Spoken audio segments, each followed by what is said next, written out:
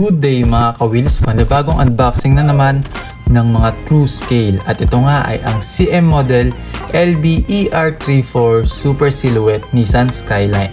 Yun nga, ang brand na to ay ang CM model, which means ang pangalan niya ay Colorful Miniature Model. So CM model, kaya ganun. Bakit ba in-order ko tong CM model na to? Unang-una, may free wheel set siya na bababa yung stance niya, pwedeng siyang gawing lowered or etong stock wheels. Bali, kailangan ko kasi ng Liberty Walk since may mga Liberty Walk ako dyan. Yun talaga yung main reason kung bakit kumuha ko ng Liberty Walk. Tanggalin na natin to para mahusgahan na natin. Bali, ito pala ang ER34 na gawa ni CM model. Unlike sa ibang brand, sobrang simple niya lang. Pero sabi ko naman sa inyo na okay lang kahit simple yung acrylic, yung box niya, as long as maganda itong ating R34 or ang ating diecast LB-ER34 Super Silhouette Nissan Skyline. Itong CM model is napaka-underrated talaga. Tapos hindi siya gaanong napapansin sa market. May mga nag-order naman pero hindi gaano, unlike sa Ino64. Pero ito, sobrang underrated niya. Mura na rin. Mura na rin sa ganung price, syempre. For me, okay naman. Hindi ko lang sure kung na-open yung hood, pero I think not.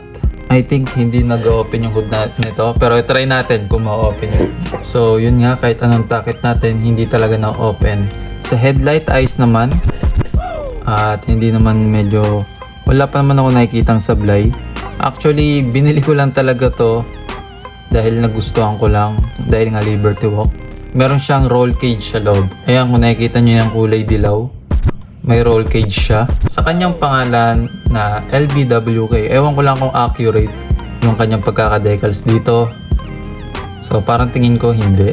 Bali dito sa kanyang side mirror, kailangan lang natin medyo mag-ingat kasi manipis yung side mirror niya. So I think for me this is fragile.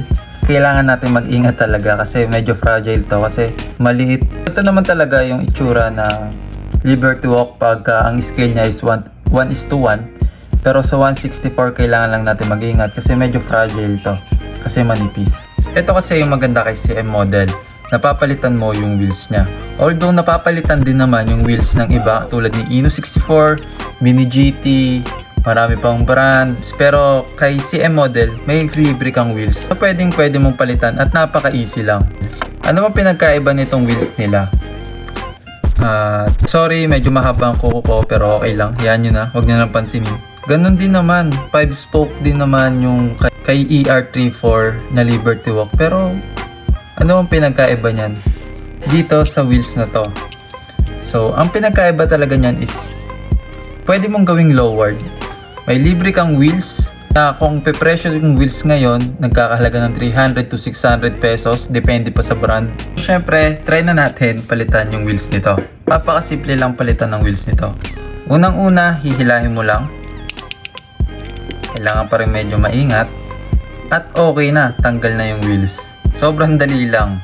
So, tanggal na agad yung wheels niya. Paano naman ikabit yung ating bagong wheels? Paano ba siya ikabit? Sobrang dali lang din. Tansyahin nyo kung tama yung pagkakalagay nyo.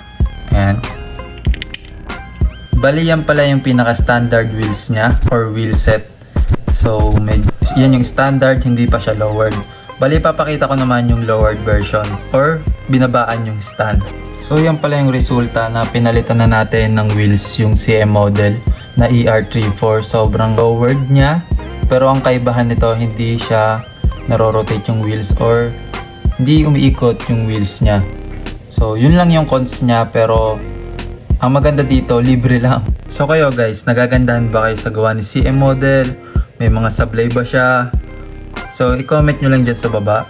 At syempre, pa-like and subscribe na rin. At pindutin ang notification bell para maging updated kayo dito sa upload ko. So, hanggang dito na lang. Maraming salamat.